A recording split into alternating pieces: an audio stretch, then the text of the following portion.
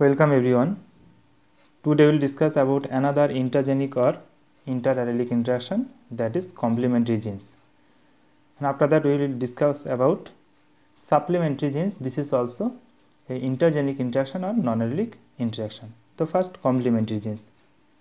What is complementary genes? Complementary genes are those genes which are located at different loci of the same chromosome or the different loci of different chromosome, but they work together to show one type of phenotypic trait, but the condition is when both is at dominant form.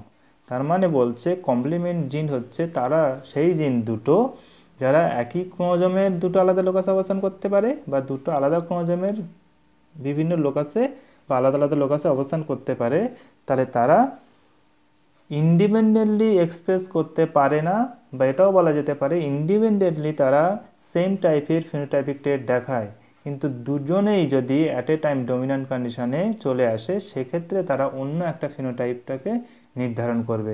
সেই জন্যে দুটো জিন যখন একসঙ্গে এলো তখন অন্য একটা ফিনোটাইপ বা অন্য ধরনের একটা ফিনোটাইপিক ট্রেট তৈরি করছে বলে এই দুটো জিন তখন পরস্পরের কমপ্লিমেন্ট বা পরিপূরক রূপে কাজ করছে, এই জন্য এদেরকে বলা হয়েছে কমপ্লিমেন্টারি জিন। তো আমরা এখানে এক্সাম্পল একটা দেখে নিই, সেটা হচ্ছে ল্যাথাইরাস ওডোরেটাস, যেটাকে আমরা সুইট পি বলে জানি। তো এই ল্যাথাইরাস ওডোরেটাস ক্ষেত্রে ফ্লাওয়ার কালারটা ডিটারমাইন্ড হয় বা দুই ধরনের ফ্লাওয়ার কালার আমরা ফার্স্ট দেখতে পাই, একটা হচ্ছে পার্পল ফ্লাওয়ার, একটা হচ্ছে হোয়াইট ফ্লাওয়ার। তো এখানে এই কালার দুটো নিয়ন্ত্রণের জন্য যে জিন দায়ী আছে সেটা হচ্ছে সি অ্যান্ড পি জিন। তো আমরা এখানে কীভাবে পার্পল কালারটা ফর্মেশন হয় সেই রিয়াকশানটা যদি আগে দেখে নিই, সেখানে দেখো যে র মেটেরিয়াল বা প্রিকারসার যেটা আমরা বলে থাকি, যেখান থেকে কি তৈরি হবে, ক্রোমাজেন ফর্মেশন হবে। এই ক্রোমাজেনসটা হচ্ছে হোয়াইট কালার, অ্যান্ড সেই ক্রোমাজেনটা পরবর্তীকালে কনভার্টেড হবে অ্যান্থোসায়ানিন, যেটা হচ্ছে পার্পল। তাহলে পার্পল ফ্লাওয়ারের কালারের ফ্লাওয়ার যদি আমরা পেতে চাই তাহলে অ্যান্থোসায়ানিন ফর্মেশন হতে হবে, এবং হোয়াইট কালারের ফ্লাওয়ার যখন তৈরি হচ্ছে তখন ক্রোমাজেন ফর্মেশন হচ্ছে। তার মানে র মেটেরিয়াল থেকে আগে ক্রোমাজেন তারপরে অ্যান্থোসায়ানিন, তাহলে এটা ফর্মেশন না হলে কিন্তু এটা হতে পারবে না। এখানে দেখো র মেটেরিয়াল থেকে ক্রোমাজেন ফর্মেশনের জন্য দায়ী এনজাইম হচ্ছে এনজাইম 1, অ্যান্ড ক্রোমাজেন থেকে অ্যান্থোসায়ানিন ফর্মেশনের জন্য দায়ী এনজাইম হচ্ছে এনজাইম 2।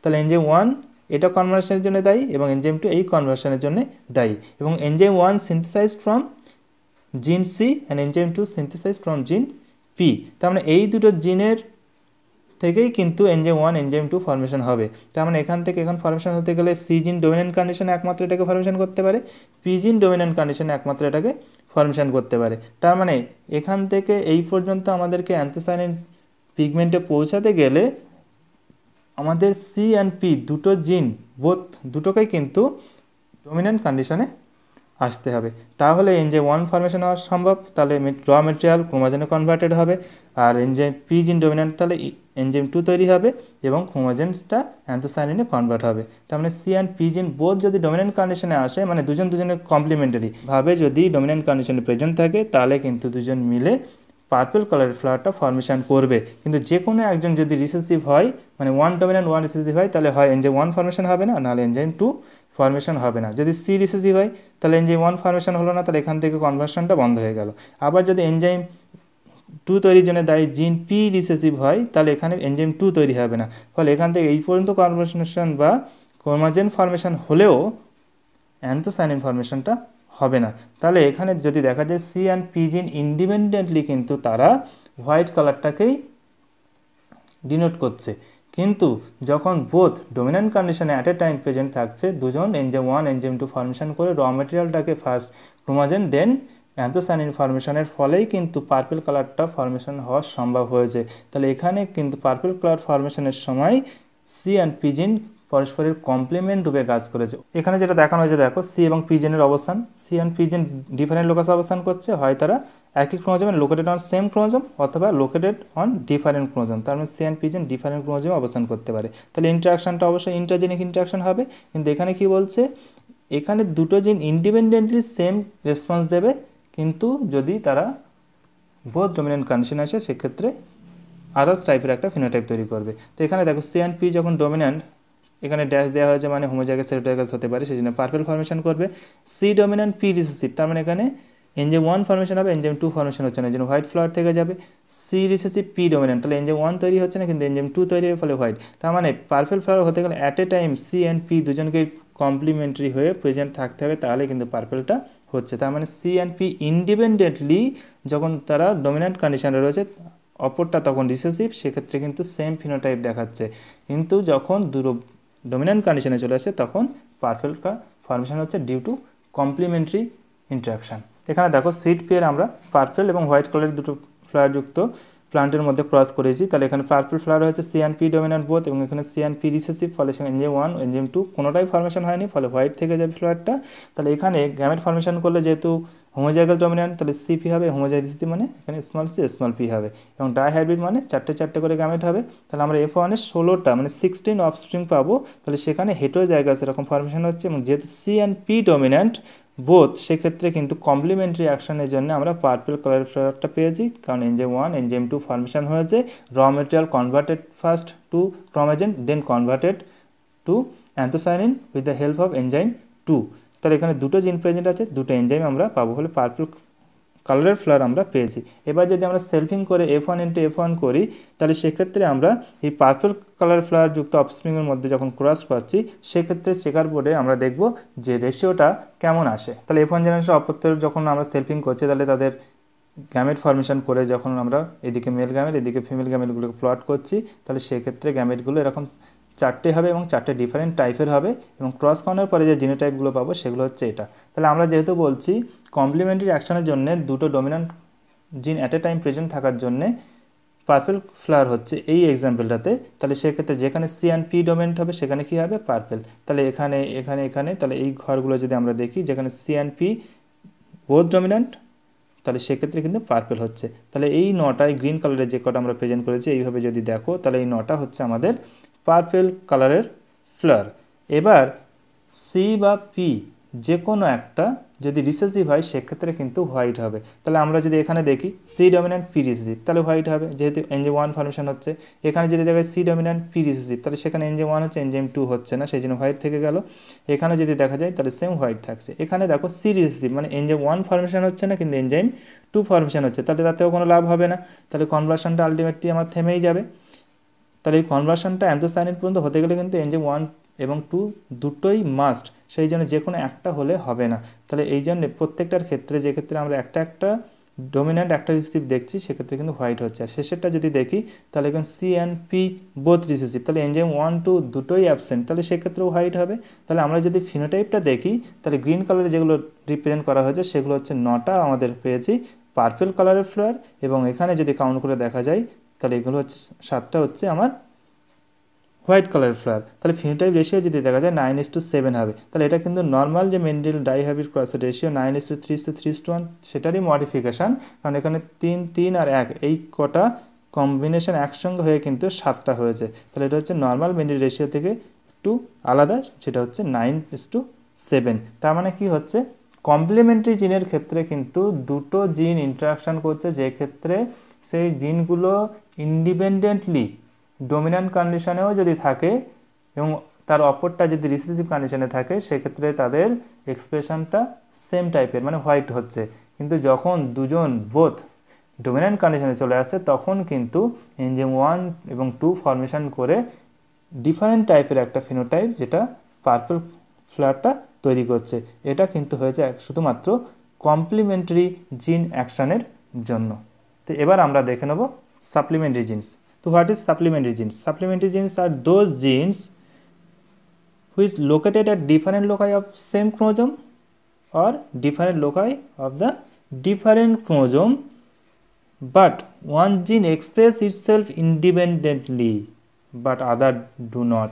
মানে একটা জিন ইন্ডিপেন্ডেন্টলি এক্সপ্রেস করবে অন্যটা করবে না, but when two genes present in dominant form together express a third type of phenotype.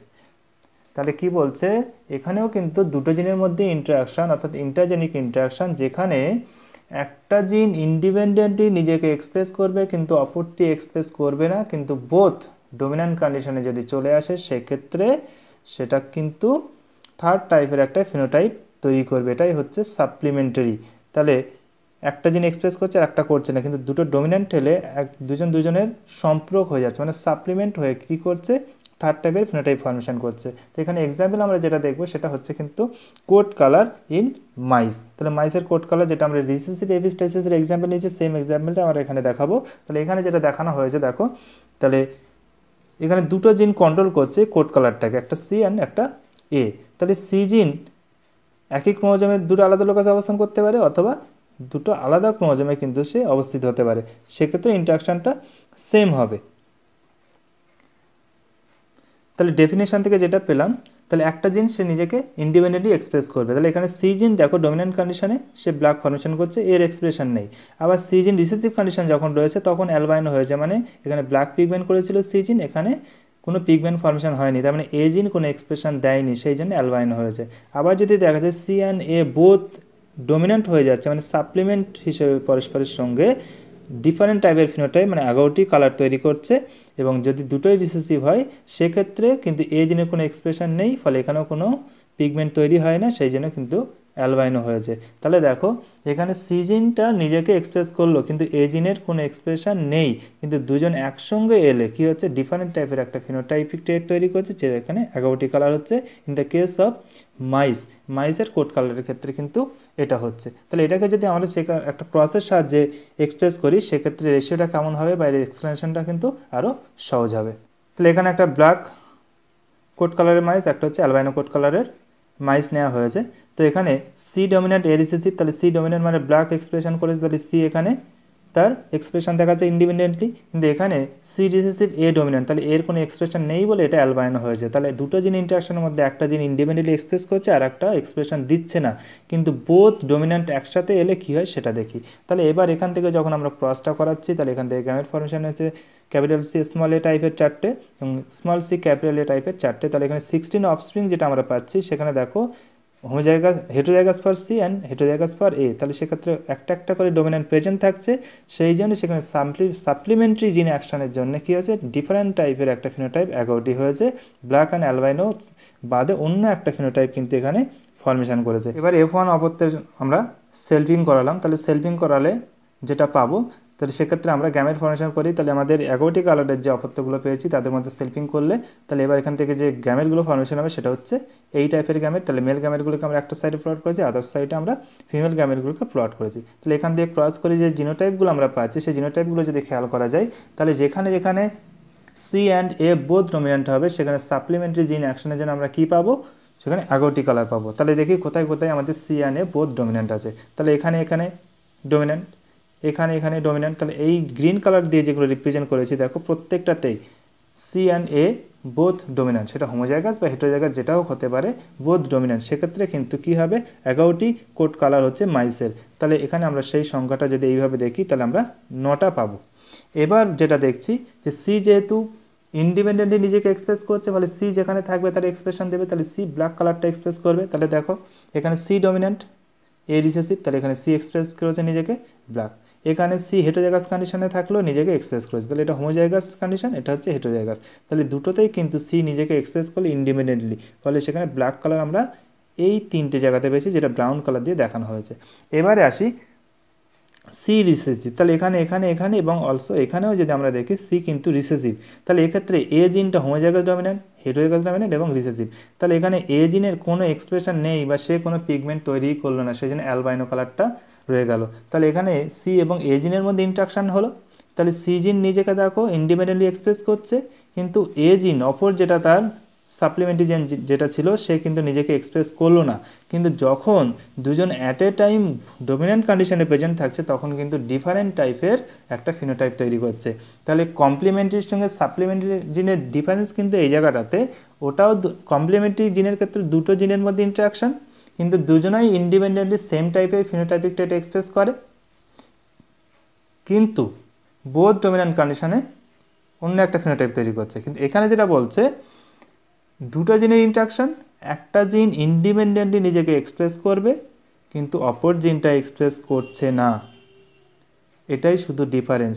কিন্তু ডমিন্যান্ট কন্ডিশন এলে এখানেও কিন্তু থার্ড টাইপের একটা ফিনোটাইপ আমরা পেয়ে যাচ্ছি, যেটাকে 11টি কালার বলা হয়েছে। তাহলে সি জিন নিজেকে ইন্ডিপেন্ডেন্টলি এক্সপ্রেস করছে, এ জিন এক্সপ্রেস করছে না, কিন্তু C and A both dominant হলে থার্ড টাইপের ফিনোটাইপ ফর্মেশন করছে। তাহলে এক্ষেত্রে যদি আমরা রেশিওটা দেখি তাহলে কি হচ্ছে, আমাদের আগরবাতি কালার যদি আমরা দেখি এখানে এই যে 9টা পেয়ে যাব, ব্ল্যাক যদি দেখি সেখানে 3টে পাচ্ছি, এবং অ্যালবাইনো যদি দেখি সেখানে হচ্ছে আমাদের 4টে পেয়ে যাচ্ছি। তাহলে 9:3:4 বা তুমি 9:4:3ও বলতে পারো। তাহলে এখানে যে কমপ্লিমেন্টারি জিনে আমরা যেটা পেয়েছিলাম 9:7 ফিনোটাইপিক রেশিও পেয়েছিলাম, এখানে কিন্তু আমরা পাচ্ছি 9:3:4। তাহলে 4টা কেন পাচ্ছি, তাহলে ওখানে 3:3:1 কম্বাইন্ড হয়ে কিন্তু 7 হয়েছিল, আর এখানে 4 যেটা আমরা পাচ্ছি, তাহলে এই যে গ্রিন কালার হচ্ছে 9, এই হচ্ছে 3টে, তাহলে 9:3, এখানে আমরা 3 পাই 1, তাহলে এই 3টে এবং এটা কম্বাইন্ড হয়েই কিন্তু